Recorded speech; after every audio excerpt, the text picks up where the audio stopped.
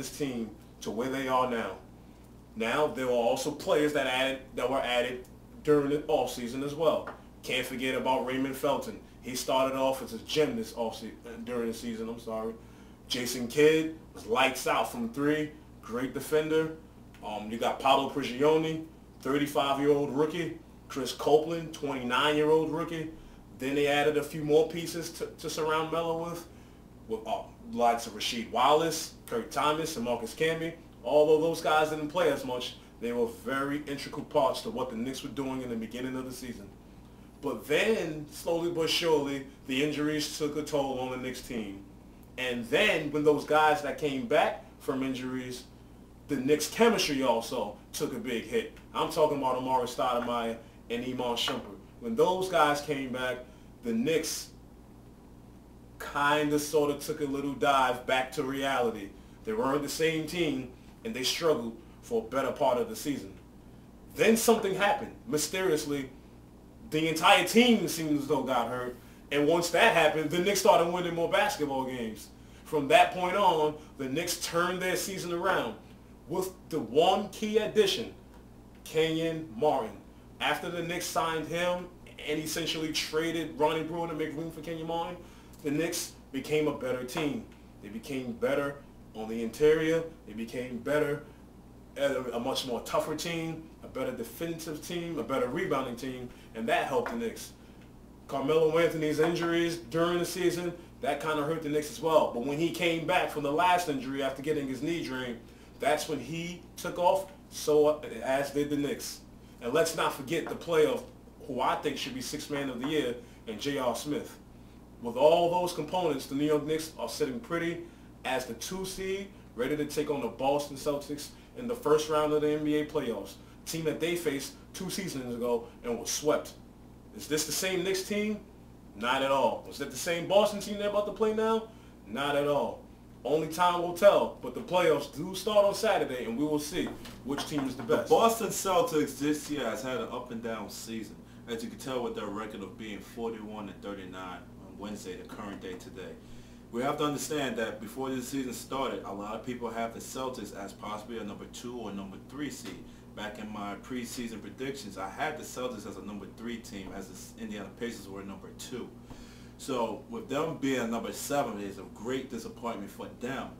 But also, you have to understand that even though they lost some of their core players, like Ray Allen going to Miami, and also during the season, we have to understand Rajon Rondo has torn his ACL, with also the bad news of Jared Sullinger having to have back surgery. You would think that the Boston Celtics is really limping into the playoffs. But I'm here to tell you that actually, that the way that they're playing, I don't really believe so. You have to understand, when they made that trade to have like Jordan Crawford, or when they had Chris Wilcox back, and the emergence of Jeff Green, including when he did that 43 points against the against the Miami Heat, or when he hit the game-winning shot against the Cavaliers, and all these electrifying dunks that he's been doing this season, shows that he has more than just a new heart. He's been playing really well this past season, even though he's the 3rd or 4th option. And of course, you got the 2 old heads, Kevin Garnett and Paul Pierce, who is probably combined age in this league up to 36, I believe.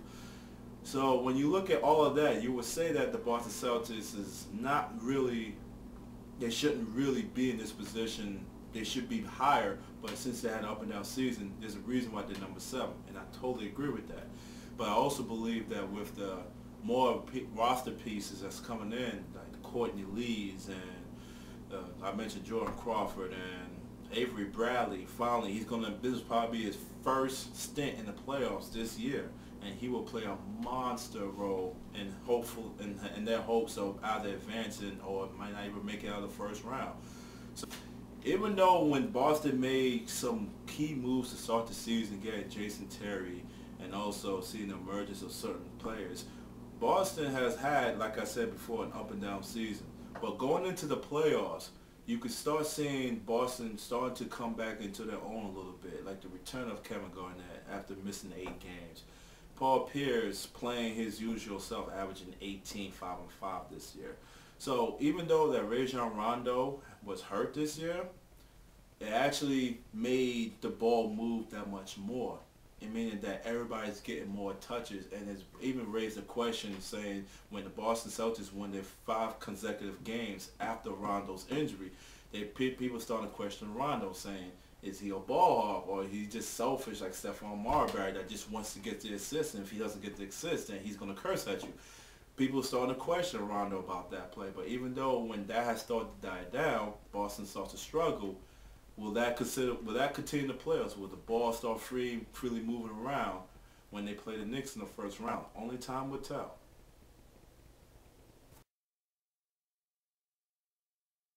I'm going to be a little modest about my prediction. I like Boston. I think they're always going to be a tough out. I love Doc Rivers as a head coach. Paul Pierce and Garnett still show signs of life, especially without Rajon Rondo, which is pretty impressive. I have the Knicks in 6. Reasons why? Carmelo Anthony will be the best player on the court, for 1. 2, I think the Knicks will show up and play defense. People don't expect it, but I guarantee you they will. 3, their front court, Kenyon Martin and Tyson Chandler will be a force to be reckoned with in this series. Boston is a very small team, and if you're playing small ball against a team that is really, really good in small ball, the team that's better will win the series. I think the only thing Boston has an advantage of in this series over the Knicks is coaching. Other than that, the Knicks, I feel like, have an advantage on every aspect of the court. That includes scoring, that includes rebounding, that includes shot blocking, that includes interior defense. Maybe on the perimeter, Boston might have it because Avery Bradley is such a great perimeter defender. I'll give him that over anyone on the Knicks. This includes Iman Shumpert. But I just feel as though the Knicks have too much firepower, and Boston doesn't have enough to contend with the Knicks over a 7-game series.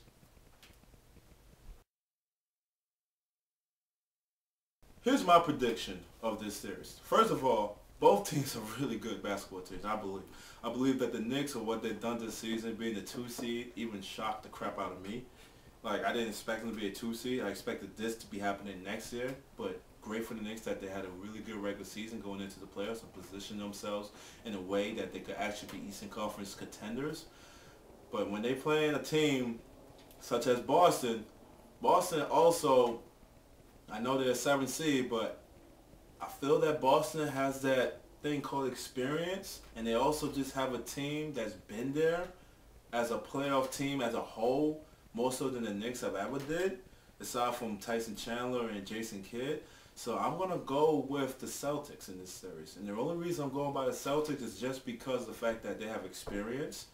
They actually have depth. People don't really talk about the depth because of Rajon Rondo being hurt or Jared Sullinger. But I believe that what happened like with Nate Robinson in the 2010 playoffs when he dropped, 25 against Orlando Magic in game 6, when he had that type of thing, I feel that the Celtics has those capabilities in players like Jordan Crawford or Courtney Lee or players such as that. So I like the depth compared to the Knicks. So that's why I would like to pick the Boston Celtics in 6. Sir, good luck. Likewise. Thank you. So, this is where agreements or disagreements will happen. And like I said, I picked Boston. I don't know why he picks the Knicks. Can you tell me why I might be wrong? I'm not going to tell you why you might be wrong. I'm going to tell you why you are wrong. For starters, you named Nate Robinson in 2010 and compared him to Courtney Lee. Courtney Lee now? Courtney Lee at any point in his career, I get Courtney Lee as a okay player. But that was what, in 2009 with that magical run with Orlando? Dwight Howard was the centerpiece? Hey, he had the face mask on. Yeah, Rafer Alston was killing. Like, anybody on that team killed around Dwight Howard. Name somebody on this Boston team that has that same impact. As in, not like Nate Robinson probably did? No. Like, that has the impact that Dwight Howard had, that they can play as well off of him. There is no one on this Boston team, in my opinion, that commands the ball or double team or anyone can flourish around. That one guy is Rondo. He's not there anymore. So I think a lot of people are focusing on the fact that Boston is experienced and they're a veteran-laden team and they've been there and done that. Well, how many players from that Boston team that won an NBA title are still playing on this Boston team today? I could ask that question simply with the Knicks, and how many times have some of those guys in the first have gotten out of the first round? You have to understand, the Boston Celtics have gotten guys that have moderate to decent success in the playoffs, and I always value that over anything because that shows that you're a capable player that could play in the playoffs, like Jason Terry, like Courtney Lee. The only the person I question the most is Jordan Crawford, but I feel in that environment that he's in, he's an electric scorer that could score. He creates on offense. And I really believe that being around Kevin Garnett, Paul Pierce, I believe that will help that team make that next step when the playoffs have arrived. Also remember, last year, Brandon Bass really killed the Miami Heat.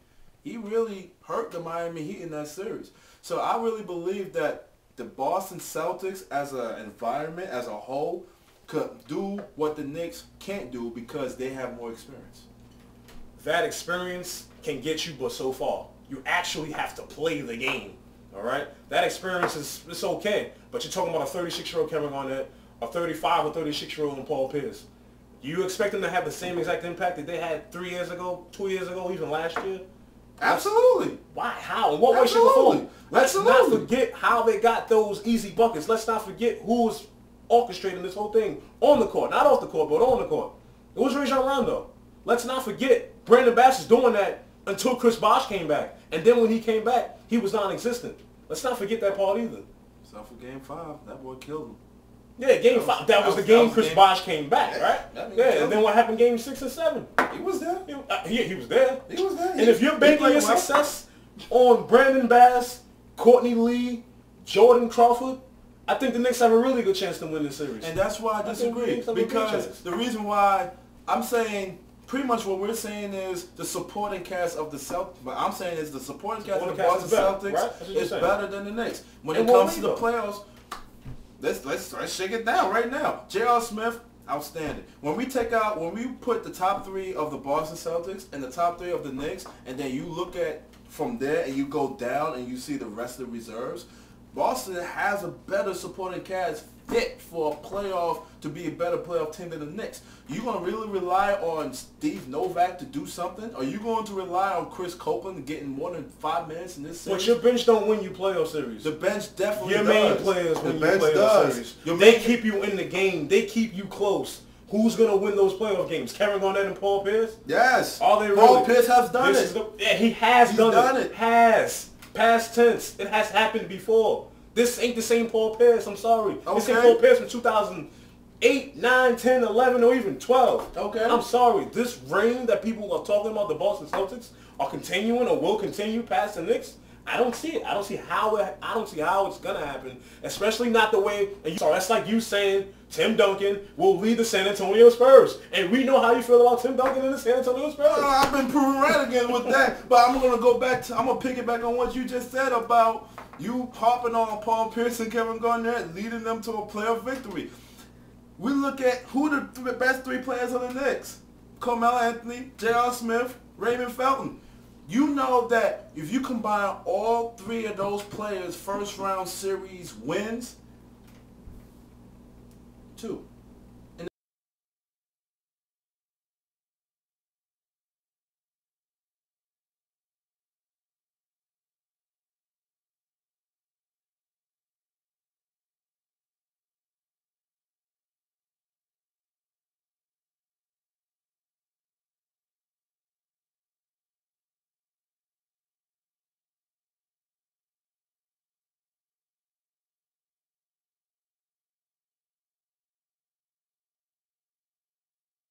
Raymond and J.R. Smith, all they do is lose first round series. And people want to make an excuse for them, go ahead and make an excuse for them.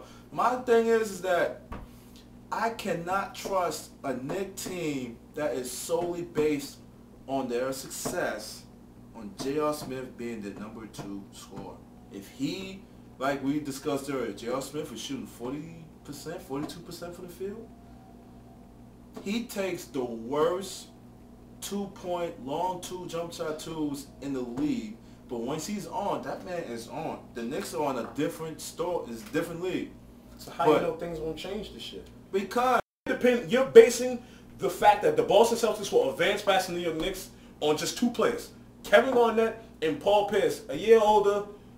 We know Kevin Garnett's been a little banged up. He's just coming back off injury. We don't know how he's going to play. We don't know how much he will affect the game on either side of the ball. But this is what you're basing your hope on. Those two players. Never said that. And their championship pedigree. That's what you said. I never said that. I said, remember, the top three of both teams. Okay, so there's one more person I'm missing. No, okay. you're missing a couple. I'm missing a... You said top three. The top three of each...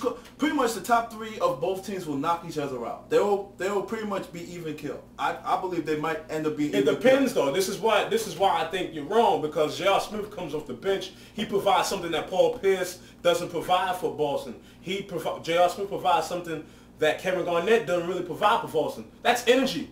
Those guys can provide energy. You know, providing energy for Boston? Rajon Rondo, he's not there. Wow. He's not there. You just think that Rajon Rondo is the only dude that... I'm not saying he's the only one, but he was the engine to that team. Okay. You're not both I'm not disagreeing He with that. extended the careers of Kevin Garnett and I was Paul the first Pierce. one to say that. And probably even Ray Allen. But now he's going to understand. extend a career in Miami. But still, this is all I'm saying. Yeah, but look, you got to look at this. The top three. Yes, I said, yes, I am, when it comes down to the wire, well, on both teams, I believe that Paul Pierce is a better clutch player on both teams because he's done it in the postseason and the regular season. So what I'm saying is you take out the Knicks top three, which is JR, Carmelo, Raymond. You take them out, right? And then you take out Boston's top three of Pierce, Garnett, and I'll say Jeff Green. So you take those guys out. Boston will then bring in their reserves. You got Brandon Bass averaging 8 points. He's going to definitely average at least 8 and 5 in this series. I guarantee it. I know you don't like him, but he's going to average 8 and 5 in this series. My problem with Brandon Bass is too short to make a big impact. But he is 6'7" powerful. Okay, so Kevin Martin is 6'8". He's 6'8", 6'9", but he can at least jump. Brandon Bass can jump over this. He can't jump over this. Brandon Bass. Come on, man. Brandon Bass can jump, but he's not versus Kenyon Martin. But he's not. I think Kenyon Martin wins that matchup. Brandon Bass is not the only one I'm talking about. Of course he's not the only one. He's not the only one. That's why I like the Celtics reserve past the Knicks reserve, because you got Brandon Bass. Okay, the wild card on their reserve is Jordan Crawford. If he comes in, he just drops 10 points without a breathe. It's over. I believe it's over because you have Brandon Bass, you have Jason Terry, you have Courtney Lee. They will do something positive in this series to help support those three. If I had a truck, I will go there and give it to him my damn self because he played well this season. I will go there and give it to him personally, just like I gave Kyrie. Thanks for that text, Kyrie, by the way. You have anyway, you have to rely on Raymond Felton. I love Raymond Felton. I believe in the pedigree of a man. I believe that just because you have a really good regular season, and J.R. Smith has had really good regular season. He's averaged 15, 16 points for Denver. When they had the not think this is his best regular season? Because he is about to win the 6th man of the year. Okay. Correct me if I'm wrong. Okay. Do you not think this is his Melo's best season? Because he's already won a scoring title and will be probably higher than he's ever been in MVP voting ever in his career. Okay. Do you not think that Boston not having, Rajon Rondo won't hurt them? As a matter of fact, let's just look at Boston. 2008, they won the NBA title, right? Mm-hmm. Their starting five was Rondo, Ray Allen, Paul Pierce, Kevin Garnett, and Kendrick Perkins. Not in the playoffs. KG was hurt. Not in the playoffs. Not the year they won. The following year. Yeah, he was hurt. The following year, in 09. He was hurt. They lost in the semifinals. Yeah. The following year, they made it back to the NBA Finals with that same five. Because remember, I kept hearing Dr. Rivers say, this team, this starting five has never lost a playoff series. Mm-hmm. Kendrick Perkins got hurt Game 6, missed Game 7, they lost that. The following year, they trade Kendrick Perkins away. Mm-hmm. They trade him to Oklahoma City to get Jeff Green. They lose in 5 to the Miami Heat. Mm-hmm. The following year, they lose this was last year now, they lose in 7 games to the Miami Heat. Mm-hmm. Now, they're missing 2 of those starting 5 now. And Eastern Conference Finals, you forgot to mention that. Oh, my apologies. They lost to the Miami Heat in 7 games in the Eastern Conference Finals. Well, guess what? 2 of those players are gone, including their best player, Rajon Rondo, and their best by far three-point shooter and the guy that they always go to down the stretch if they need a big play. And Ray Allen, he is sleeping with the enemy. He's with the Miami Heat. So now But I am just skeptical that Carmelo, he'll show up scoring. I'm cool with that. JR, I don't know because I've never seen J.R. Smith have one good playoff series in his 8-year career in the playoffs. But you've seen Jordan Crawford have one good playoff series, right? I didn't say that. Exactly what you were implying. Because you're baking the Celtics' success over Jordan Crawford and the Brandon Bass. No, you twisted my words. Here's the thing. Really? No, because look. We can go back. We got the tape. We can go back. This is what I'm saying. This is what I'm saying. Is Jordan Crawford the number 2 scorer of the Knicks? No, he's not. Celtics. Jordan Crawford is like the number 8th man scoring on this team. That's why I say if he gives you a little something, that's why I say it's over. If J.R. Smith have a struggle series, it's over. The Knicks will not. The Celtics going to play against these 8 guys. You going to tell me that you're going to see Chris Copeland go in there and play? You never know. Maybe not. So if Chris Copeland plays, that means it's going to be a 10-man rotation. This is the thing with Chris Copeland. He's an unknown. He makes everything better. You know why? Because he's not going to play with any pressure. He's not going to have a monkey on his back. He's just going to go out there and play as freely as he can be. And that will help the Knicks, in my opinion. Especially on offense. Because sometimes, like you said, we all know this, they struggle to score. They struggle to find someone other than Melo and J.R. Smith. So you name somebody on the Celtics that, like, you know what, I'll guard Chris Copeland. That's going to be the Celtics' best. You talk about the coaching, defender. The head coaching. Of course, we both going to say Doc Rivers is the better coach. Right. But at the same time, Woodson has done, we discussed this earlier, is that I just feel that when it's playoff time and you have a lot of guys that's never been in this situation, actually Melo, I think it's Melo's third time he's been in a situation where he's favored to win a series. And I look at the guys, and they're not used to this type of situation except for Tyson and Jason Kidd, guys that know what it takes to win a series when you're favored. I feel that this is going to be tight hands, and when you're playing against the Celtics, who is a top 3 team against the defense of 3, and the Knicks is the top 4 percentage-wise, one of those things is going to give. We have to see which one of those is going to give. That'll be the key, in my opinion. That is definitely. If the Knicks are knocking down threes, I'm going to be wrong. If the Knicks, which I feel they will, have that tight hand, Copeland shooting 42%, come off the bench, I mean, yo, hands down to him. Jason Kidd, he started out the season red hot. Then he gotten red cold. I mean, blue cold, whatever you want to call it. He got cold, and then he got hot again. I'm just saying, like, if we really believe, like, we both agree that it's going to come down to the 3-point defense of the Boston Celtics and the 3-point defense of the New York Knicks. That's the deciding factor. I talked to several people about this, and one of the things that Boston Celtics is going to do, they are going to pretty much be like, yo, Melo, we're not going to double you. A hell of a job with this roster. Don't sleep on Woodson. No, I'd say he's a top 2 coach of the year. He should be, if not the coach of the year, at least runner-up or third. He should definitely be up there. With all the injuries, like I said in the beginning, all the injuries, chemistry, age, he done coached his team to the second seed. Even though he's the one that brought in the age. He's the one that told the age to come here, but we're going to leave that for another day. You know, he did it for a reason. Obviously, it worked. He knew what he was doing. Yeah, so that's why no Sheed, no Camby, no Thomas. You still got Kidd. And you still got Pritchard. And they will be important factors to this team. In the 35 and the 40-year-old. Okay. Yeah. Okay, well, I'm big on experience, but not that type of experience. Oh, now you're not big on that type of experience. Not that type of experience. Because I'm just saying, when you have too much of that coming off your bench, I don't see it. Well, Pritchard's going to start game 1, I was told. Kidd, he'll come off the bench and he'll provide just like he's done this entire time. I think Kidd is much better served coming off the bench because he doesn't get worn out playing 30, 35 minutes a night. This would be better for him. And plus, the playoffs are extended. So you don't have to play back-to-back games in the playoffs. You don't have to play the next game, the very next day or the day after that. Sometimes it goes first game Saturday, second game Tuesday. So you got 2 days rest. Well, I'm going to tell you how it's going to look right now. It's going to go Saturday. It's going to go Saturday. I just heard this. Saturday, Monday? No, Saturday, Tuesday, and Friday. And Friday. But even with that, advantage Knicks, in my opinion, when it comes to that. Oh, it's going to be advantage Knicks. It's just that when I look at, you have to understand. One of the closing arguments for me is the fact that you could go and have yours. You could drop 40. What they're going to start doing is that they're going to start Avery Bradley on J.R. Smith and frustrate the living crap out of him. And what they're going to do is they're going to take away J.R. Smith's ability to penetrate towards the basket.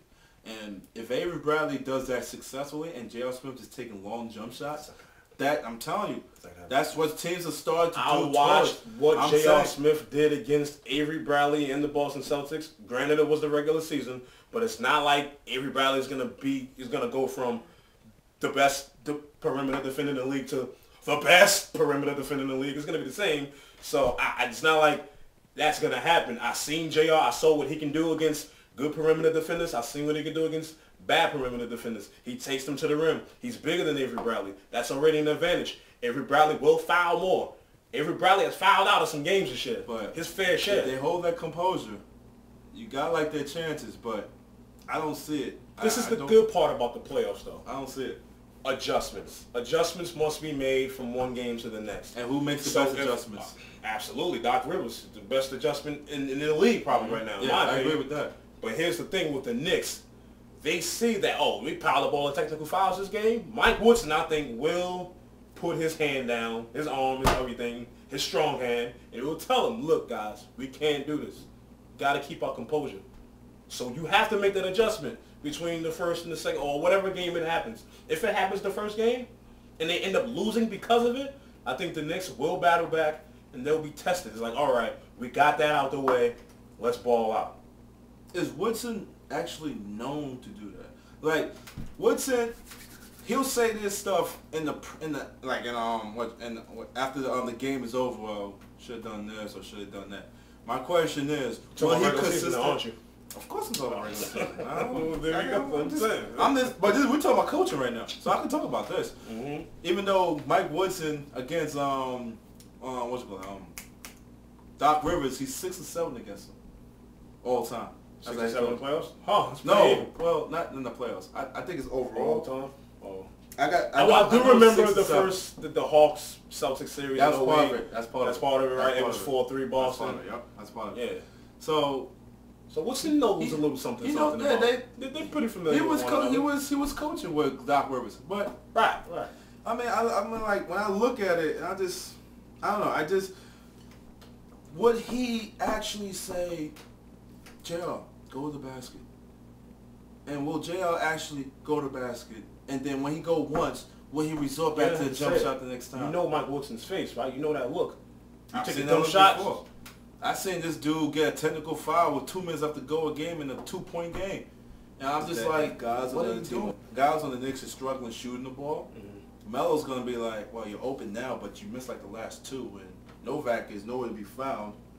And I have to go one-on-one and try and get some offense go. I'm very worried about the Knicks resorting back to that because they are playing a team that, I'll be honest, aside from the Heat, they should not want to play in the playoffs. Beside the Heat? So you mean Chicago too? Chicago too. I forgot Chicago. Personally, the only team I think the Knicks are scared of, or maybe not scared of. I mean, the Knicks wouldn't admit to it, but I think as a fan and watching the Knicks all year long, the one team Knicks fans are scared for the Knicks to play is the Chicago Bulls. Boston be able to out-rebound the Knicks on any of those nights. Will Boston be able to force the Knicks into turning the ball over? Because we know the Knicks are the best in the league at taking care of the ball. They're number one in fewest turnovers. You talking about regular season now? I am talking about regular season. Yup. Haven't I been? But even against a good team, they still don't turn the ball over. And people have been saying, the Knicks, they're going to get out rebounded. That's going to be their downfall. I haven't seen it yet. And since that's been going on, I see Melo just take responsibilities. Like, you know what? I'm going to have to rebound the damn ball. In the game against Oklahoma City, he out-rebounded Kevin Durant and Ibaka by himself. He had 9 offensive rebounds. Boston doesn't have a Serge Ibaka or Kevin Durant. Together. We mentioned a lot of things that could go or break for either team. Mm-hmm. If one breaks more for one team than another, then it's over. It's gonna be over. Like if the Knicks rebound the crap out of the ball, they start hitting the threes, I'm gonna be wrong. But if the Celtics supporting cast just comes up and just does better than the Knicks bench, that includes J.R. Smith, and Paul Pierce just hits clutch shot after clutch shot like he's done his whole career, and Kevin Garnett does his interior defense, then he's gonna be wrong. So we're gonna look as Saturday comes through. I'm gonna have both eyes glued to that TV. We cannot wait. We've been talking about this since July. Yes. And the fact that it's Knicks in Boston, man, listen. I hope everybody enjoys that show because it's going to be one of the best playoff first-round series, maybe even better than the Chicago Bulls and the Boston Celtics back in 2008, 9? 09. Yeah, that was exciting series. That was a great series. But we have a star-studded first round. This is an amazing first round series. We can't wait. For me, I personally think that this is the best team that the Knicks could play in the first round series. Not because of the mismatches and everything we spoke about.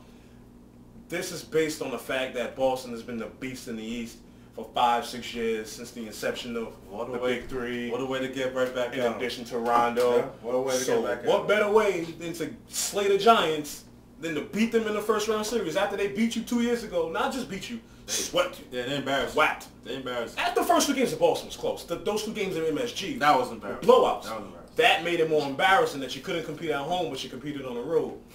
That's neither here nor there. My point is, this would be the perfect farewell to Boston for New York, and this is the perfect series for New York to introduce themselves to the league. Hey, guess what, guys? We're back. This is it couldn't have gone any perfect than this. So for the Knicks to have the Boston Celtics in their face for the first round series this year, if the Knicks want to go far and call themselves contenders, you beat Boston. You don't just beat them, you beat them up. You kill them. You make sure that they're not breathing by the time this series is over. You make them take second and third doubts about this team going forward. Will Kevin Garnett stay? Will Paul Pierce stay? What are they going to do with Rajon Rondo? What about Jeff Green? What about Brendan Bass? Are they going to have to rebuild this team? That's what I want the Knicks to do. I think that's what they should do. Especially, like I said, Boston has been bullying the Knicks since the Big Three's come along. And then Rondo, his uprising out of nowhere. For the Knicks to make noise, for the Knicks to finally put their stamp on the league, you win this first round series. You blow them out. And you know there's also a flip side to that. Maybe that's why I'm playing devil's advocate. I don't know. If all that Lawrence just said doesn't happen and Melo again loses in the first round, then, and you know it's going to be even worse than that. It's going to be a long summer. Even for me, it's going to be a long summer. And I've been bashing the Knicks for forever because I want them to be better than what they are. I want Melo to be better than they want. I want them to be better than what they are. I've been so frustrated with the Knicks over for 13 years, but that's a whole nother story. You look at if the Knicks actually lose, and I'm going to hate saying this. I'm actually going to laugh saying this. I'm not going to hate it.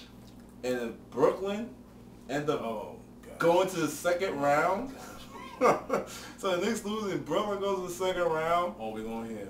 It's going to be, you're not just going to hear that. It's going to be fights, roars, and it's going to be, New York is going to be a bedlam of violence. It'll be uproar. It's going to be interesting, to say the least. It's going to suck. Well, man, listen, we can't wait for this week. We want to thank you guys for tuning in to our playoff preview of the Knicks Celtics. We hope you enjoyed our preview just as much as we hope you enjoyed the first round between the New York Knicks and the Boston Celtics. Couldn't say any better than myself. Thank you. Enjoy the show.